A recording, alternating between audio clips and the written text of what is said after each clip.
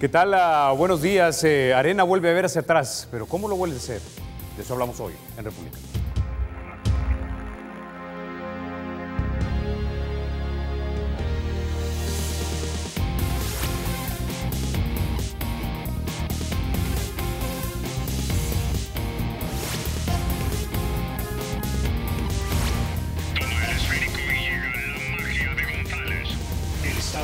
Será siempre libre e independiente y no será jamás el patrimonio de ninguna familia ni persona.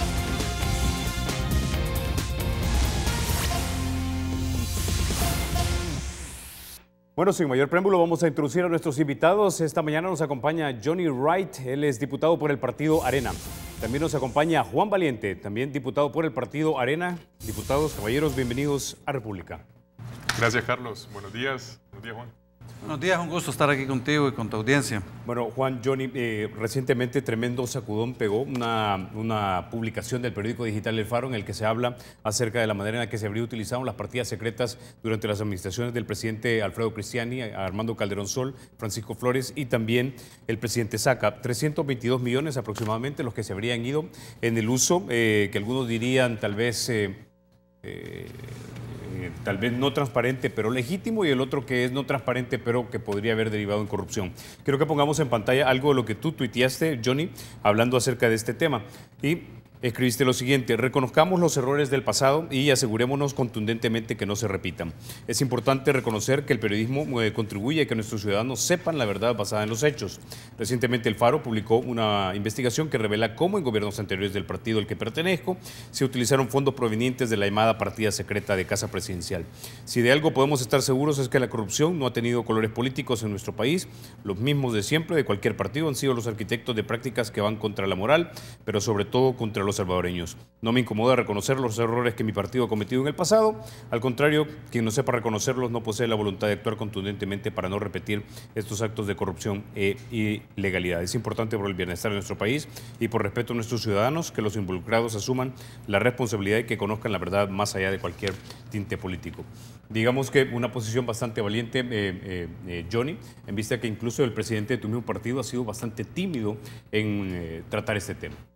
Mira, gracias en primer lugar por poner mi postura ahí y por considerarla valiente. Yo creo que casi que en el sistema político nuestro la sinceridad a veces parece ser revolucionaria, lastimosamente en nuestro país.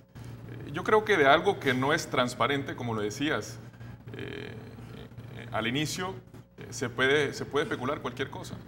Y ese precisamente es el origen del problema, ¿no? La falta de transparencia y de rendición de cuentas del manejo de fondos públicos.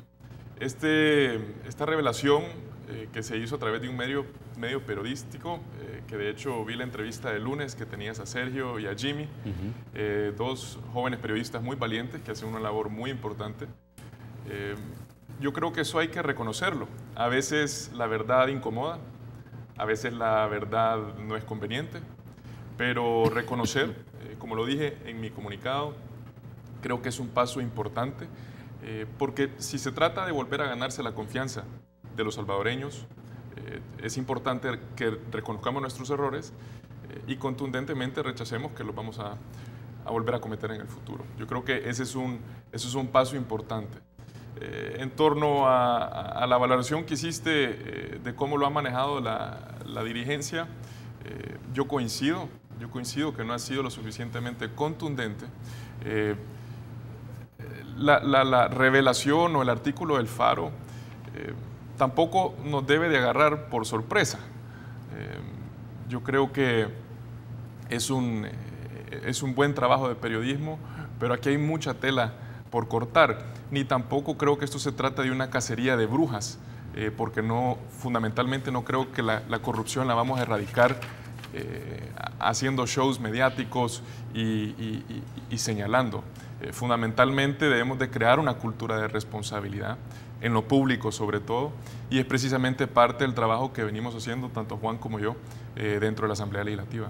Ahora, Juan, ustedes representan, digamos, no sé si decir, dos diputados que no sé si son la punta del iceberg de una corriente más grande de personas que de repente no se han mostrado todavía en el Partido Arena o de seguidores del Partido Arena simpatizantes. Una corriente liberal democrática que, intuyo yo, va buscando la transparencia y la honestidad. Tú hiciste campaña como un político menos. Es decir, básicamente yo diría más bien un politiquero menos, porque hombre político, o sea, todos somos, inclusive los periodistas, ¿no? Pero ¿no pedirías tú un poco más de contundencia? Es decir, si aspiran a ser gobierno nuevamente en este país, y lo muestran así algunas encuestas, por lo menos en la fotografía del momento, que estarían arriba en preferencias electorales, mucha gente quisiera escuchar con mayor claridad, no solamente de personas como ustedes, sino de su dirigencia, que se desligan completamente de las prácticas tal vez no transparentes del pasado, de tal manera que si se les confía o les delega nuevamente el poder y el gobierno, lo van a ejercer de la manera honesta y transparente que ahora los salvadoreños estamos esperando. Bueno, realmente lo que el artículo del Faro y la investigación del Faro reveló es que el sistema político salvadoreño tiene un problema grave que va muchísimo más allá de los partidos políticos. Y a diferencia de la institucionalidad que se ha ido fortaleciendo, este problema en lugar de disminuir, sí, porque has creado el Instituto de Acceso a la Información Pública, se ha fortalecido la sección de probidad, tenés la sala de lo constitucional desde hace varios años, o sea, ha habido un contexto institucional que daría lugar a pensar que las prácticas de opacidad irían disminuyendo. Y en este caso concreto son en varias administraciones, cerca de $1.000 millones que han pasado por la partida secreta y en lugar de disminuir, han incrementado significativamente. Según el artículo del Faro, en los gobiernos de Arena, se movieron cerca de $500 millones en estas partidas y en los 8 años de gobierno del FMLN llevamos 450.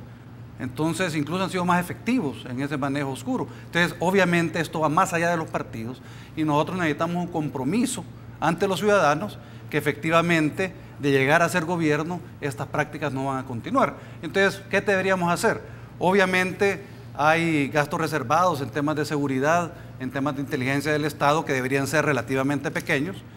Tendríamos que garantizar que el tema de salario de los funcionarios se presenta transparentemente en el presupuesto general de la República y en la ley de salarios, y tendríamos que, por supuesto, condenar y evitar cualquier uso de recursos públicos para compra de voluntades, como parece indicar la investigación del Faro.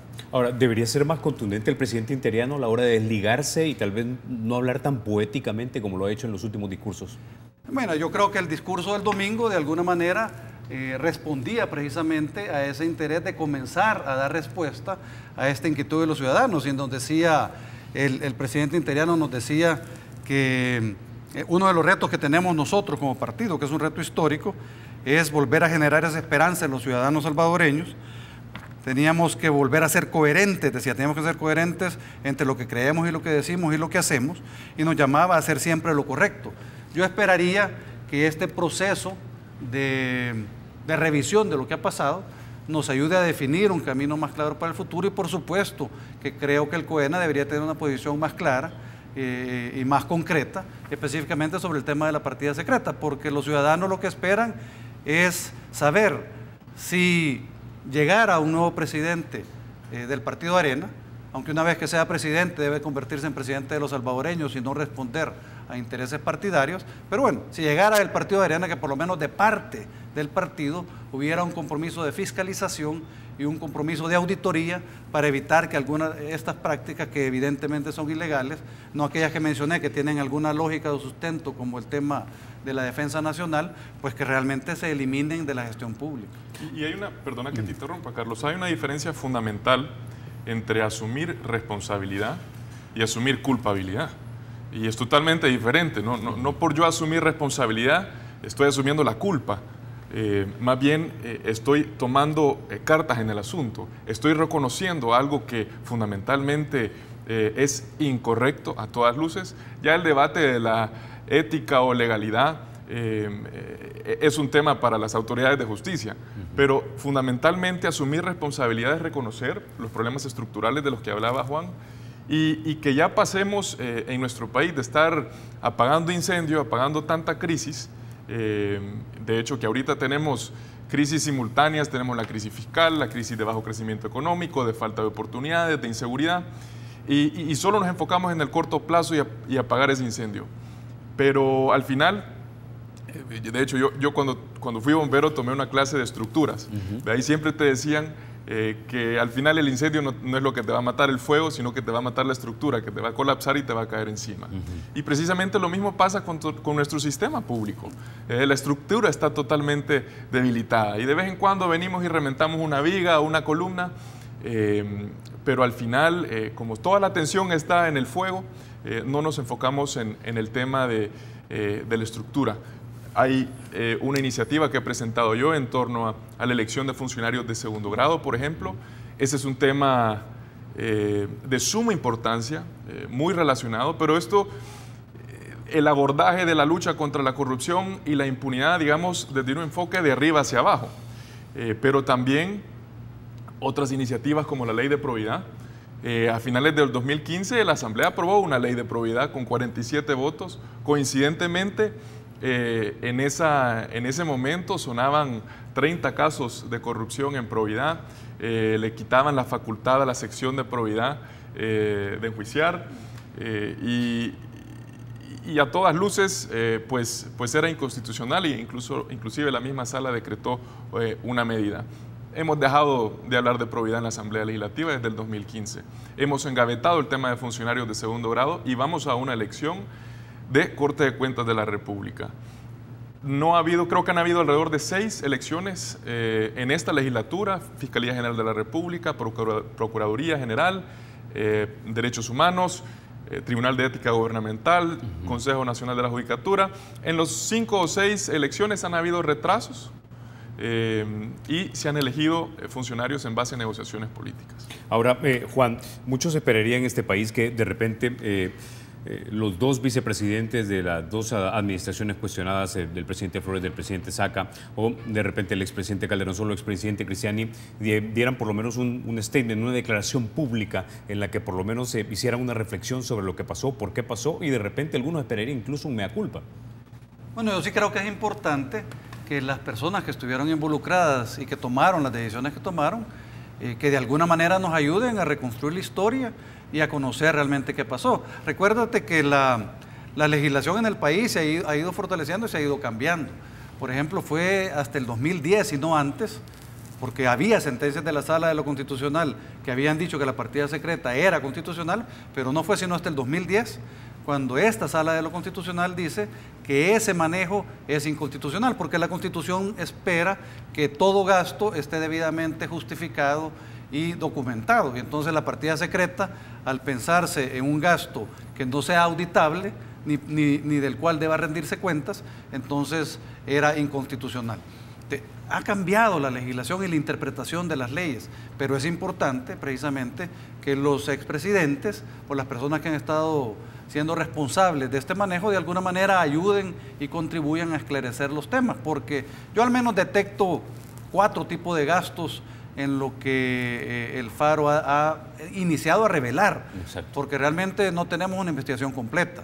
En estos temas es bien difícil llegar al fondo de las cosas, pero bueno, hay gastos, decía Imi en la entrevista de lunes, que en el tema de Defensa Nacional e Inteligencia del Estado había como 18%, y el problema era el resto, digamos el 80% del gasto, ¿verdad? 82%, 82 dólares de cada 100, ¿a dónde fueron a parar? ¿Y dónde, bueno, y tu programa que se llama República, ¿verdad? ¿Y dónde estaban los contrapesos? ¿Y dónde estaba? ¿Y dónde estaba la Corte de Cuentas de la República? Fue algo que planteó Sergio y Jimmy. También lo planteó Erika Saldaña en un artículo que escribió, en donde ella habla sobre la resolución 1/2010, en donde la sala precisamente le entra al presupuesto y decreta esa inconstitucionalidad de esa partida secreta, ¿verdad? O de esos gastos reservados. Por tanto, ¿dónde estaba la institucionalidad del país?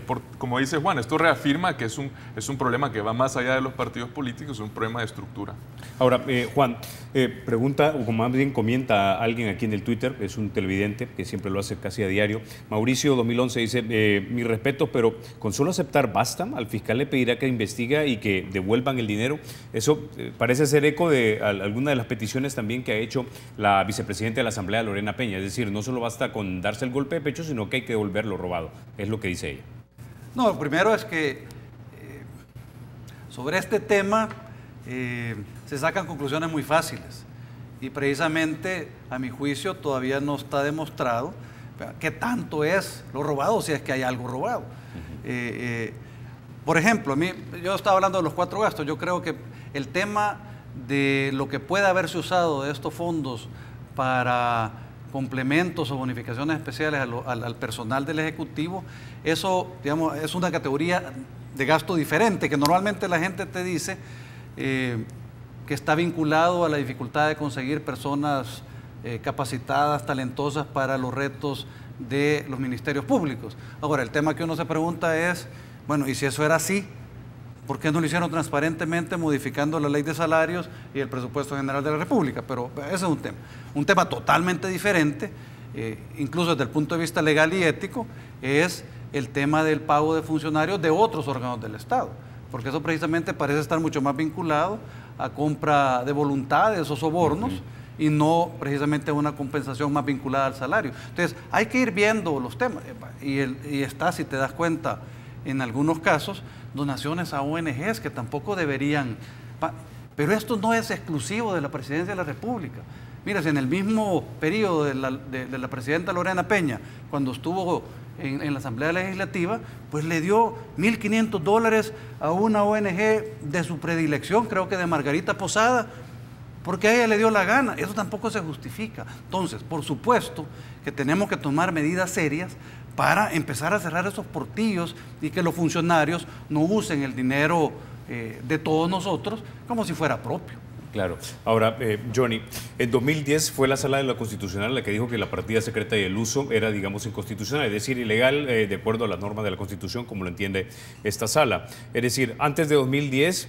habría que determinar judicialmente si efectivamente el uso del dinero en conceptos de sobresueldo y bonificación fue verdaderamente ilegal o no. En el Código Penal, básicamente, cuando le adjudicas un delito a alguien, tiene que ser individualizado, es decir, no puede generalizar. Por eso, en parte, y aunque hemos sido criticados, no hemos puesto los famosos recibos porque no tenemos verificación de que son verdaderamente auténticos. Y eso lo he consultado con 4 abogados, uno de una organización feminista que no podemos decir que es de derecha, ¿verdad? 3 organizaciones civiles que tampoco son de derecha, y no estoy en libertad de decirlo, y también el fundador del movimiento Democracia Limpia. Me dice, básicamente, puedes escanear cualquier firma y ponerla en cualquier documento, ¿verdad?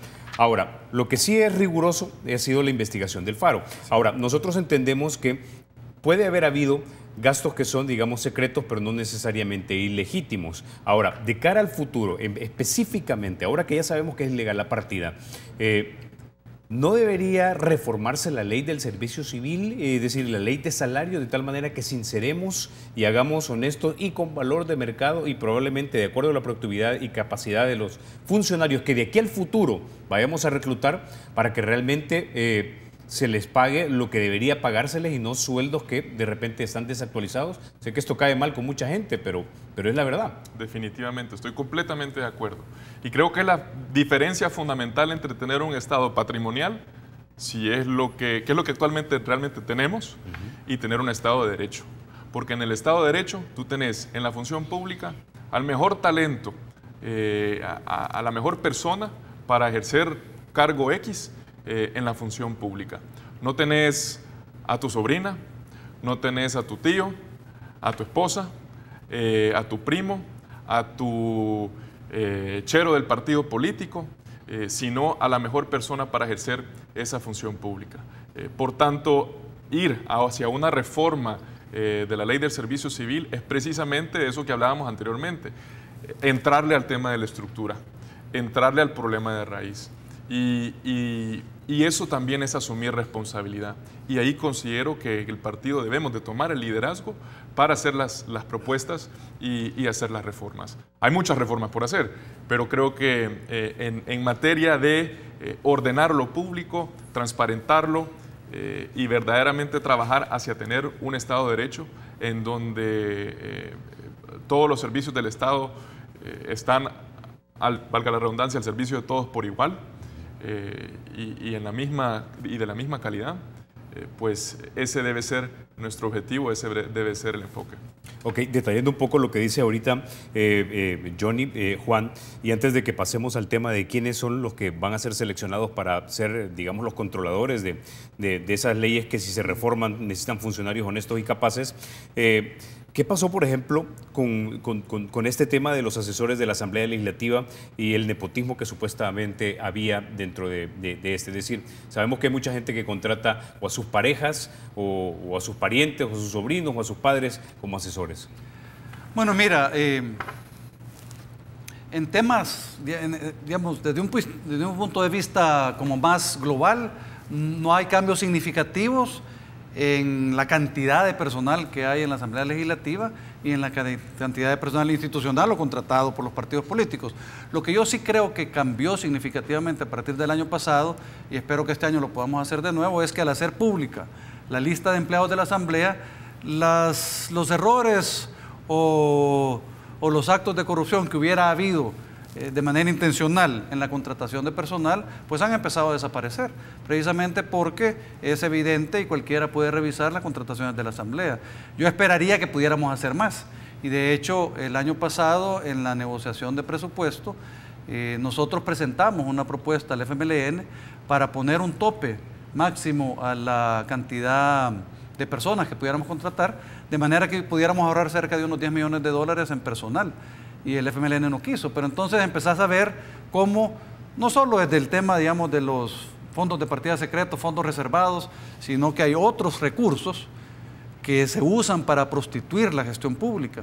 Y en este caso los recursos de contratación de personal tenés que van, dependiendo del partido político, por diputado, desde cerca de $650,000 al año hasta $125,000 al año. Y entonces hay que preguntarse qué partidos y qué diputados son los que tienen esa disponibilidad de contratación en la Asamblea Legislativa. Creo haberte escuchado en la entrevista con Pencho y Aida hablando acerca del tema, y me dijiste, y creo haber escuchado, voy a parafrasearte porque no recuerdo las palabras exactas, pero que no estaba satisfecho con la lista que te habían entregado de los asesores en la Asamblea Legislativa, y que de hecho había habido cierta renuencia en algunos partidos. Bueno, la incomodidad que yo tenía dos causas. Una es que yo había pedido la información en formato electrónico para que fuera más fácilmente manipulable y no me la entregaron así, a pesar del reclamo. Y la segunda es que yo solicité el listado de contratación de personal de junta directiva por puesto, porque cuando la junta directiva de la legislatura anterior presentó las contrataciones, las pusieron las contrataciones de la presidencia, de la primera vicepresidencia, de la segunda vicepresidencia y así. Y en este caso a mí me dijeron, estos son todos los empleados de la junta directiva. Y me imposibilitaba detectar quiénes eran los responsables de qué contrataciones. Entonces yo puse un reclamo ante el instituto. Lamentablemente en este caso el instituto no ha sido tan efectivo como en el caso anterior de dar trámite al reclamo. Y eso fue lo que yo en ese momento puse de inconformidad con el reporte que entregaron. De ahí sí parece haber tenido incluso algunas manipulaciones, porque cuando tú revisas la información que a mí me entregan a inicios del año pasado, tú ves que la asignación por un partido político es la misma, como cerca de $180,000 al año por diputado de cada partido político, independientemente del partido político. Sorpresivamente, en octubre del año pasado, cuando se presenta el presupuesto de la Asamblea Legislativa, resulta que los datos son diferentes. Y entonces hay partidos políticos que tienen $650,000 al año por diputado y hay partidos políticos que tienen $124,000 al año por diputado. Entonces yo me pregunto si la presidenta Lorena Peña artificialmente manipuló los datos para darme la impresión que la distribución de empleados en términos monetarios era proporcional en la Asamblea, o no sé qué otra razón habrá tenido para manipular los datos, porque no puede ser que en 6 meses cambie sustancialmente la distribución de recursos y de repente nos demos cuenta que partidos como PCN, GANA, PDC tienen una asignación presupuestaria a todas luces superior a la que tenemos todos los otros partidos. Ok. Johnny, hablemos ahora acerca de eso, de lo que tú llamaste la estructura. En una república tenemos contrapesos, pero los contrapesos aparentemente no han estado funcionando. Ya el lunes Sergio afirmaba que la Corte de Cuentas básicamente había sido la gran ausente. Tenemos elección también de Fiscalía General de la República, elección de magistrados de Corte de Cuentas, pero también tenemos elección de la Sala de lo Constitucional y también de comisionados de acceso a la información pública. Es decir, ¿qué garantía van a tener los los ciudadanos de que ahí se van a poner a personas que son no solamente capaces, sino que también honestas, porque estas instituciones pueden servir perfectamente de tapaderas y mucha gente lo que tiene y la impresión que tienen también algunos académicos y algunos columnistas es que en este momento el Partido Arena podría estar aplaudiendo a la sala simplemente porque no es gobierno, pero ¿cuál es la garantía de que cuando sean gobierno, si es que algún día lo son, nuevamente van a querer una sala que precisamente esté monitoreando y sirviendo de contrapeso, así como un fiscal que realmente esté investigando como este fiscal? Sí, bueno, precisamente no hay garantía, porque el proceso sigue siendo el mismo. Ya vimos que la sala en el pasado, creo que alrededor de 20 veces le ha corregido la plana a la Asamblea Legislativa y le ha mandatado que vuelva a elegir a un funcionario en base a idoneidad, independencia, etc. Si no reformamos el proceso de elección de funcionarios de segundo grado, estamos condenados a repetir los mismos errores. Yo he presentado una propuesta que tiene algunos componentes innovadores. En primer lugar, involucramos a la academia, involucramos a las universidades. La Constitución dice competencia y honorabilidad notoria, que son conceptos amplios, exigencias bien altas. Notoria es decir, todo el mundo sabe que tú sos competente en esta materia, que es reconocido públicamente que vas a hacer un buen trabajo. La reforma busca ampliar sobre eso. Involucramos a la academia, un cuestionario. No sé si alguna vez has tenido la oportunidad de ver cómo en Estados Unidos, que muchos de estos funcionarios son nominados por el presidente, pero luego los confirma el Senado y el Congreso, que tienen las audiencias públicas, en donde si esa persona no va bien preparada o no está bien preparada, va a pasar mucha vergüenza. Aquí en nuestro país damos por adelantado un cuestionario de 10 preguntas que el funcionario puede preparar o le pueden preparar, puede perfectamente llegar a la comisión política y leerlo, y ya se da por cumplido ese requisito. Yo quiero interpelar a ese funcionario. Exacto. Yo quiero también que no solo los diputados de comisión política participen en la elaboración de preguntas y preguntas difíciles, sino que todos los diputados tengamos la oportunidad de ser parte de ese proceso. Creo que hay que darle mayor relevancia pública a los perfiles. A mí me parece sumamente extraño que para el cargo de fiscal general de la República, un cargo dificilísimo, con una responsabilidad altísima, se apunten 46, 50, 60 nombres en la lista, 60 aspirantes. Y luego, dentro de esos aspirantes, que muchas veces, obviamente, la gran mayoría no quedan, solo queda uno, vemos que algunos reinciden y luego participan en la elección de Procuraduría General de la República o en la Procuraduría de Derechos Humanos. Claro, algunos de los requisitos es que sea abogado la persona, pero es un tema como casi que si fuese una lotería, ¿verdad? Y no se está buscando al mejor o la mejor, y precisamente yo creo fundamentalmente que la reforma es necesaria. Otro tema son los atrasos. A veces se les pide a instituciones públicas que manden solvencias de la PGR, por ejemplo, y hay atrasos significativos. Pues poner mayores exigencias por ley, acortar los plazos y luego, de hecho, violar el plazo de elegir es una violación a nuestra Constitución. Ahora, ¿deberían entonces estas audiencias o estas entrevistas para estos funcionarios, para estas instituciones tan claves para nosotros como la Corte de Cuentas, la Fiscalía, la Sala de lo Constitucional, el Consejo Nacional de la Judicatura, deberían ser públicas, es decir, con acceso a los periodistas y transmitido por la televisión legislativa, así como es en Estados Unidos? 100%. Sí, de hecho, son públicas. El problema es que básicamente se limitan de momento a la respuesta de los aspirantes a las preguntas que se les envían con anticipación, y no hay un proceso como de fiscalización ciudadana o de los expertos, y por eso de alguna manera la academia refleja a este sector para poder interpelar adecuadamente a los aspirantes y poder detectar quién está mejor preparado para hacer frente a este reto. Yo creo que también es importante decir lo siguiente: esto no puede quedar solo en manos de los políticos.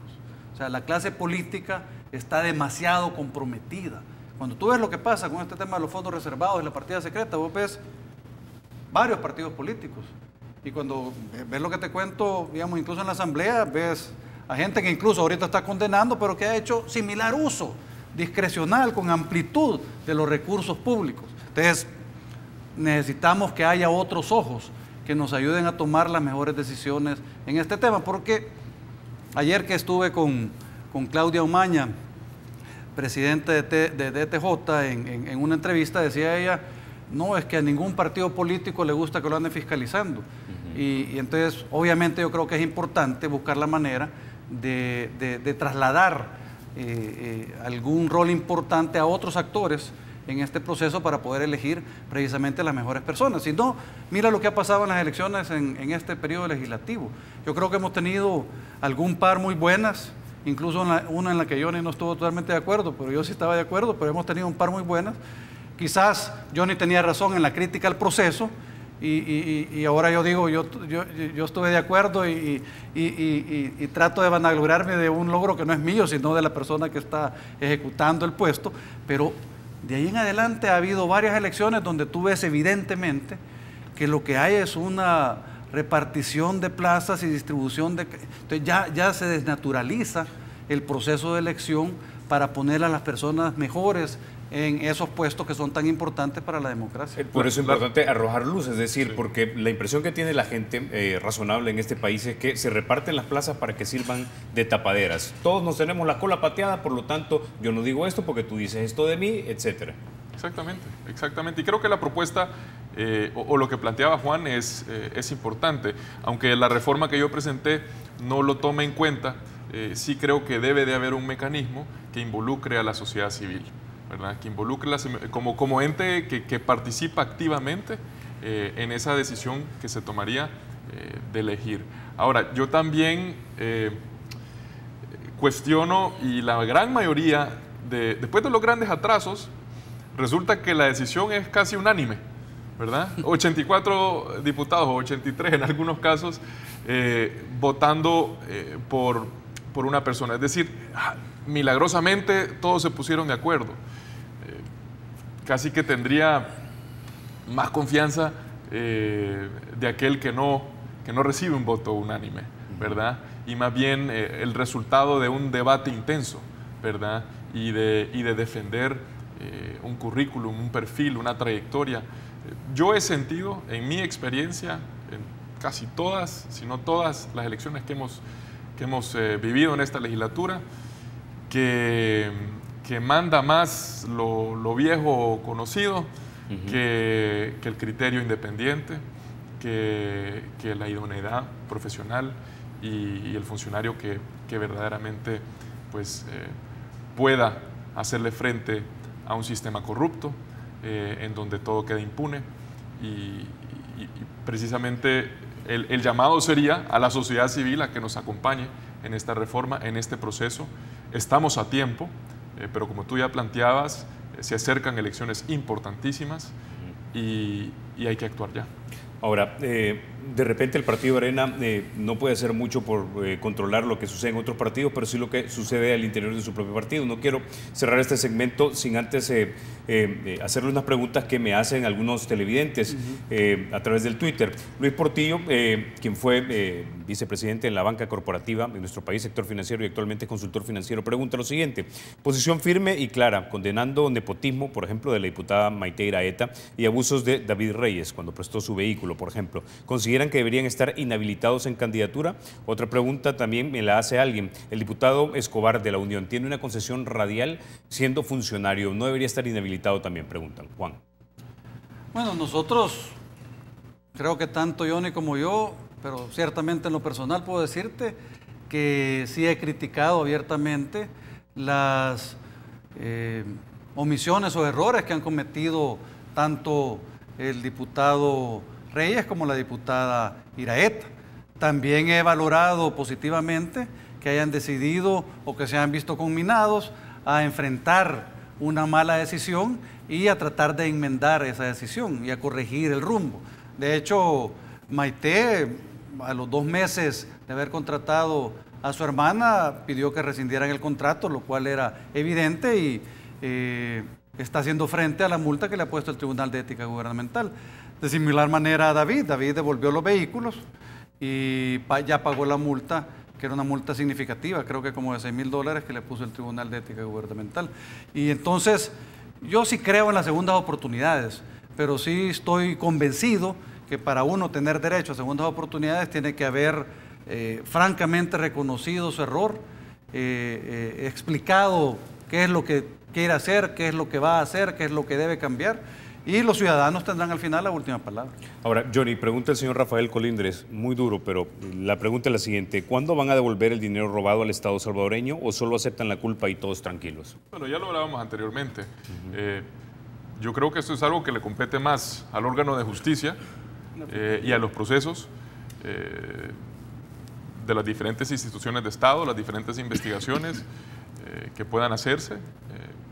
Ahora, en el entorno en el que vivimos, con instituciones desfinanciadas, débiles, no veo que prospere el que se recupere millones y millones de dólares, pues, o sea, ¿qué te puedo decir? O sea, esto no es algo de devolver lo robado. Esto yo creo que es algo de reconocer una práctica que no era correcta, reconocer que hay que fortalecer las instituciones públicas y donde tiene que operar la justicia, pues no interferir y cooperar.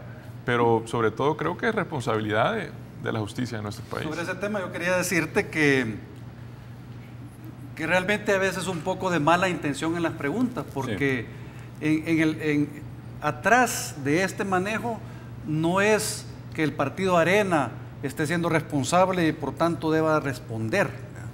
Sí, la Fiscalía ya empezó a tomar cartas en el asunto. La Fiscalía ahora ya tiene a un expresidente de Arena, al cual expulsamos por actos de corrupción, lo tiene enjuiciado. Precisamente, ¿por qué? Porque este manejo oscuro de los fondos reservados de la presidencia permitió no solo el pago adicional posiblemente de algunos funcionarios o la compra de voluntades de otros, sino que además permitió el enriquecimiento propio y el uso de esos recursos para su propio patrimonio, y ahí está enjuiciado. Y espero que la Fiscalía lleve este caso a sus últimas consecuencias y logremos recuperar algo del patrimonio público. Habiéndote dicho eso, también hay otros casos sobre los que el fiscal puede actuar. Tenemos evidencia por declaraciones públicas de la ministra de Salud, María Isabel Rodríguez, que efectivamente ella sí recibió sobresueldos.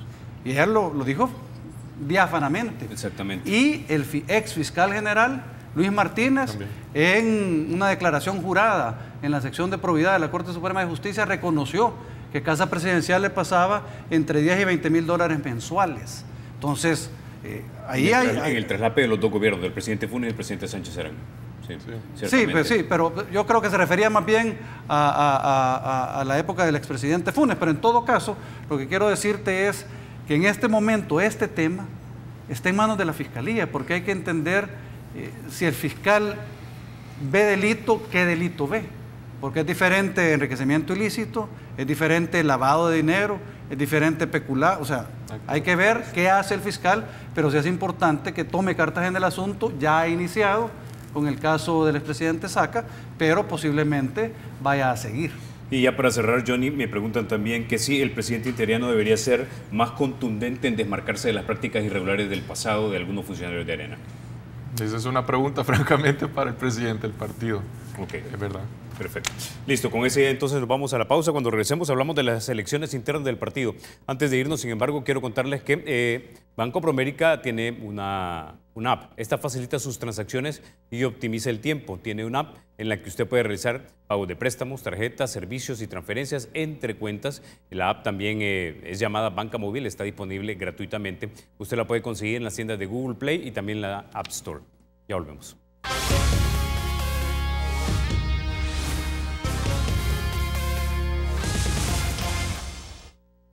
Gracias por continuar con República. Juan, hablemos ahora entonces de las elecciones internas del partido. Tengo entendido que hay 639 preinscritos, de los cuales 280 son aspirantes a alcaldes y 119 a diputados. La pregunta que muchos decían, bueno, si son 280, básicamente quiere decir que, y son 262 municipios, básicamente hay un candidato único por municipio en algunos lugares, y que eso realmente, dicen, no es una verdadera elección interna. Yo los datos que tenía eran cerca de 400 para consejos municipales y 280 para diputaciones, teniendo entonces como más o menos 3 aspirantes para cada puesto, digamos, del Poder Legislativo y teniendo un poquito menos del doble de aspirantes para consejos municipales. Y ahí vas a ver que hay, digamos, municipios donde el interés es mayor y otros municipios donde probablemente haya candidatos únicos. Siempre recuerdo que nosotros en Arena a los candidatos únicos les ponemos un requisito adicional, y es que la elección interna debe ser ganada por 50 votos más uno, o sea, 50% más uno. No automáticamente el candidato único pasa a ser, o el aspirante único pasa a ser el candidato oficial del partido, si no hay esa ratificación del voto de los afiliados. Ahora, ¿estás satisfecho tú con el proceso interno, Johnny? El proceso interno se va desarrollando.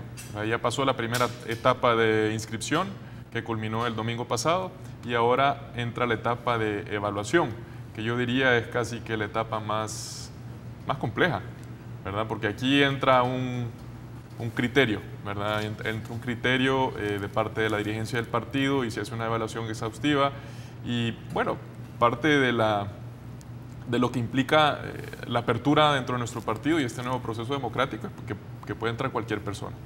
Pero lógicamente no queremos a cualquier persona representándonos en la Asamblea Legislativa. Por tanto, yo considero este proceso de evaluación algo sumamente importante y pues va viento en popa. Solo quisiera aprovechar, perdona que vuelva a la temática anterior, pero creo que se ha tomado fuera de contexto algunas palabras que yo dije, o a lo mejor me equivoqué yo en la respuesta que di, que hablaba de que no se trata de devolverlo robado. Yo creo que lo que se trata es precisamente lo que dijo Juan, que se inicien los procesos judiciales y que se haga justicia en nuestro país. Es decir, que básicamente se individualice y alguien sea juzgado y condenado y entonces que pague la sentencia, en caso de ser encontrado culpable. Exactamente. Okay. Exactamente. Ahora, Juan, de repente los tiempos de las personas no son los tiempos de las instituciones y entre ellos de los partidos. A mí personalmente me gustaría ver en todos los partidos políticos de este país un proceso de elecciones internas en las que alguien, si dice simpatizar por el partido, se inscriba, aunque no tenga 3 años de militancia, y exponer sus ideas y sin necesidad de un padrino que me esté, digamos, apoyando, que sea la fortaleza de mis ideas la que triunfe, persuadiendo a mis electores y de tal manera que yo sea precandidato o candidato. Pero en este momento en el Partido Arena todavía no lo es. Bueno, quisiera empezar diciendo que efectivamente para nosotros el proceso ha sido un proceso fuerte. Realmente tener casi 700 aspirantes es algo importante para el partido. Hay muchos jóvenes inscritos, eso como que da esperanza. Y los procesos de elecciones internas, este es el tercero que estamos viviendo. Los procesos han ido cambiando y no siempre han sido las mismas reglas. Yo creo que la regla que se puso para este proceso, que es el tercero, de 3 años de militancia, sí es un retroceso. Cuando yo me incorporé oficialmente al partido el 2014, ahí el proceso permitía que cualquier persona de la sociedad civil que se sintiera identificado con el partido, y yo de hecho había estado trabajando cerca del partido desde hace un par de años antes que me afilié, pero a pesar de ello, en ese momento no había ese requisito.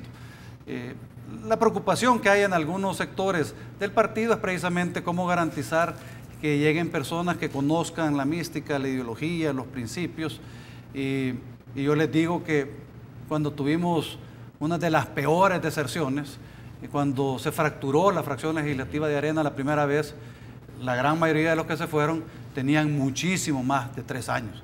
Entonces, que la antigüedad en ningún sentido es garantía de fidelidad, es garantía de carácter, de principios, de integridad.